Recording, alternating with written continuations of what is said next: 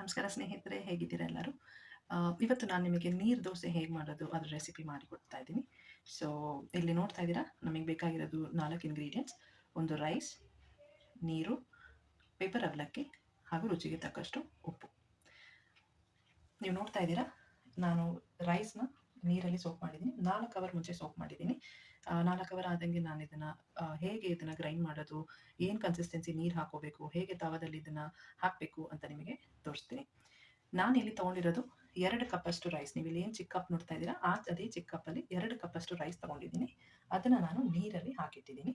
3/4 ಕಪ್ಪಷ್ಟು ಅವಲಕ್ಕಿ, ರುಚಿಗೆ ತಕ್ಕಷ್ಟು ಉಪ್ಪು ಹಾಗೂ ನೀರು ದೋಸೆಗೆ ಬೇಕಾಗಿರುವಂತಹ ನೀರು, ನಾರ್ಮಲ್ ನೀರು, ಫಿಲ್ಟರ್ ವಾಟರ್ ತೊಗೊಂಡಿದ್ದೀನಿ, ಡ್ರಿಂಕಿಂಗ್ ವಾಟರ್.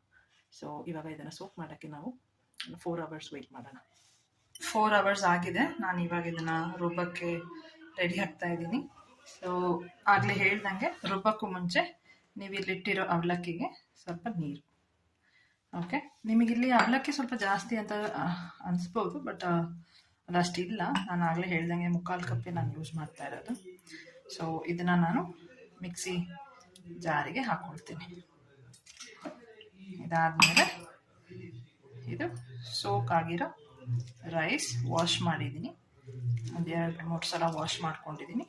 ಆ ರೈಸನ್ನ ಇದಕ್ಕೆ ನಾವು ಇವಾಗ ಹಾಕೋತೀವಿ.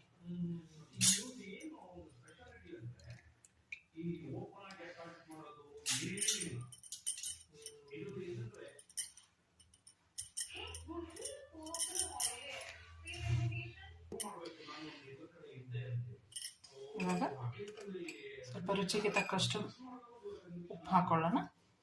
ಆಮೇಲೆ ಗ್ರೈಂಡ್ ಮಾಡೋಕ್ಕೆ ಇರೋಷ್ಟು ನೀರು. ಇದು ನಾರ್ಮಲ್ ನಾವು ಹೇಗೆ ದೋಸೆಗೆ ರುಬ್ಕೋಬೇಕು ಆ ಕನ್ಸಿಸ್ಟೆನ್ಸಿಲೇ ನಾವು ರುಬ್ಬೋದು. ಓಕೆ ಓಕೆ ಇವಾಗ ರುಬ್ಬಿದ್ದೀನಿ ನೋಡಿ, ಈ ಕನ್ಸಿಸ್ಟೆನ್ಸಿಗೆ ಬರಬೇಕು. ನೀವು ನಾರ್ಮಲ್ ದೋಸೆ ಹೇಗೆ ರುಬ್ತೀರಾ ಆ ಕನ್ಸಿಸ್ಟೆನ್ಸಿ ಇವಾಗ ನೋಡಿ, ಈ ಥರ. ಇದನ್ನು ನೀವು ಇನ್ನು ನೀರು ಹಾಕಿ ಅದು ಹೇಗೆ ನೀರು ದೋಸೆನ ಹಾಕೋದಂತ ನಾನಿವಾಗ ತೋರಿಸ್ತೇನೆ. ಇದು ನೀರು ದೋಸೆ ಯಾವಾಗಲೂ ಹೈ ಫ್ಲೇಮಲ್ಲಿ ತವನ ಕಾಯಿಸ್ಕೋಬೇಕು. ಫಸ್ಟ್ ಇದು ನಾನ್ ಸ್ಟಿಕ್ ತವ ನಾನು ಯೂಸ್ ಮಾಡ್ತಾ ಇರೋದು. ಇದು ಕಾಯ್ತಾ ಇರುವಾಗ ನಾನು ನಿಮಗೆ ನೀರು ದೋಸೆಗೆ ಬೇಕಾಗಿರೋ ಕನ್ಸಿಸ್ಟೆನ್ಸಿ, ನಾವೇನು ರುಬ್ಕೊಂಡಿದ್ದೀವಿ ಅದರದ್ದು ಕನ್ಸಿಸ್ಟೆನ್ಸಿ ಇವಾಗ ಹೇಗೆ ಮಾಡಬೇಕು ನೀರು ದೋಸೆಗೆ ಇರೋಷ್ಟು ಅಳತೆಗೆ, ಅದನ್ನು ನಿಮಗೆ ನಾನಿವಾಗ ತೋರಿಸ್ತೀನಿ.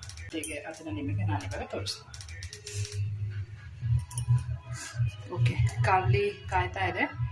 ಇವಾಗ ನಾನು ಇದರದ್ದು ನೀರು ದೋಸೆದು ಅಳತೆಗೆ ಹೇಗೆ ನಾವು ನೀರನ್ನ ಮಿಕ್ಸ್ ಮಾಡ್ಕೋಬೇಕು, ಎಷ್ಟು ಉಪ್ಪು ಹಾಕೋಬೇಕು ಅದನ್ನು ನಾನು ನಿಮಗೆ ಇವಾಗ ತೋರಿಸ್ತಾ ಇದ್ದೀನಿ. ಇದನ್ನ 1 ಸ್ಪೂನ್ ತೊಗೊಂಡಿದ್ದೀನಿ, ಇನ್ನೊಂದು ಸ್ಪೂನ್, ಸ್ವಲ್ಪ ಬೇಕಿದೆ ತೊಗೊಳ್ಳೋದು. ಇವಾಗ ಇದಿಷ್ಟಕ್ಕೆ ನೀರು. ಇದೇನಂದರೆ ಅಂದಾಜು ಮೇಲೆ ಹಾಕ್ಕೊಳ್ಳೋದು ನಾವು, ಅದು ನೀರು ಕನ್ಸಿಸ್ಟೆನ್ಸಿ ಬರೋಕ್ಕೆ. ನಾವು ಆಗಲೇ ರುಬ್ಬಕ್ಕೂ ನಾವು ಉಪ್ಪು ಹಾಕಿರ್ತೀವಿ. ಇವಾಗ ನೀರು ಹಾಕಿದ್ರಿಂದ ಇನ್ನೊಂದು ಸ್ವಲ್ಪ ಉಪ್ಪು ಹಾಕೋಬೋದು, ಇದು ಆಪ್ಷನಲ್ ಇದೆ. ಇದನ್ನು ಚೆನ್ನಾಗಿ ಮಿಕ್ಸ್ ಮಾಡಬೇಕು. ಹೀಗೆ ಕಂಪ್ಲೀಟ್ ವಾಟರ್ ಕನ್ಸಿಸ್ಟೆನ್ಸಿ ಥರ ಬಂದರೆ ಓಕೆ.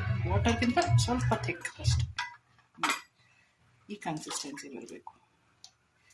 ನೋಡ್ತಾ ಇದ್ದೀರಲ್ಲ, ಇವಾಗ ನೋಡಿ ಇದ್ರದ್ದು ಕನ್ಸಿಸ್ಟೆನ್ಸಿ ನೋಡಿ ಹೇಗಿದೆ, ಸ್ವಲ್ಪ ಆಗಿ ಬರ್ತಾ ಇದೆಯಲ್ಲ, ಇದು ನೋಡಿ ಹೇಗೆ ನೀರು ಥರ.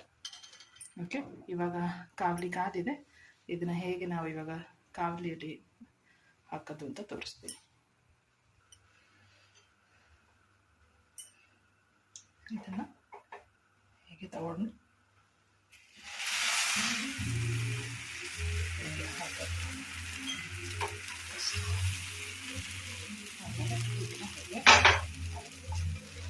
ಇದಕ್ಕೆ ಬೇಕಿದ್ರೆ ನೀವು ಆಯಿಲ್ ಹಾಕೋಬೋದು.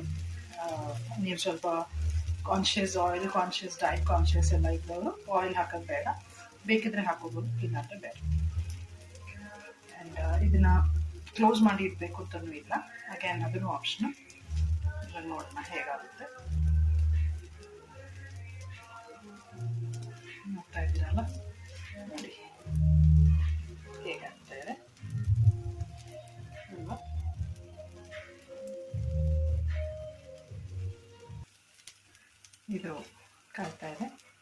ಇವಾಗ ನಾನು ಇದಕ್ಕೆ ಇಲ್ಲಿ ನೋಡಿ ಇದು ಎಲ್ಲ ಕಡೆ ಬಿಟ್ಕೊಂಡು ಬರ್ತಾ ಇದೆ. ಇದನ್ನು ಹೀಗೆ ತೆಗೆಯೋದು. ಇಲ್ಲಿ ನೋಡಿ ಹೇಗಿದೆ. ಇದ್ರ ಜೊತೆ ನೀವು ಪಲ್ಯ ಆಗ್ಬೋದು, ಇಲ್ಲ ಸಾರು ಆಗ್ಬೋದು, ಏನು ಕಾಂಬಿನೇಷನ್ ಬೇಕಾದರೂ ಹಾಕಿ ಸವಿಬೋದು. ಹೇಗಿದೆ ನೀರು ದೋಸೆ ಕನ್ಸಿಸ್ಟೆನ್ಸಿ? ಮತ್ತು ನೀವು ಮನೇಲಿ ಮಾಡಬೇಕಾದ್ರೆ ನೀವು ತುಂಬ ಸಲ ಮಾಡಬೇಕು, ಕಲಿಬೇಕು. ಇದು ಒಂದೇ ಸರ್ತಿ ನಿಮಗೆ ಬರೋದಿಲ್ಲ. ಆದಷ್ಟು ಟ್ರಯಲ್ ಆ್ಯಂಡ್ ಎರರ್ ಮಾಡ್ತಾಯಿರಿ. ನಿಮಗೆ ಯಾವಾಗ ಇದು ಸಕ್ಸಸ್ಫುಲ್ಲಾಗಿ ಬಂದಿದೆ ನನಗೆ ಮೆಸೇಜ್ ಮಾಡಿ, ಕಮೆಂಟ್ ಮಾಡಿ. ನಿಮಗೆ ನಾನು ಬೇರೆ ಯಾವುದಾದ್ರೂ ರೆಸಿಪಿ ಟ್ರೈ ಮಾಡಬೇಕು ಅಂತ ಇದ್ದರೆ ರೆಸಿಪಿ ಕಳಿಸ್ಕೊಡಿ.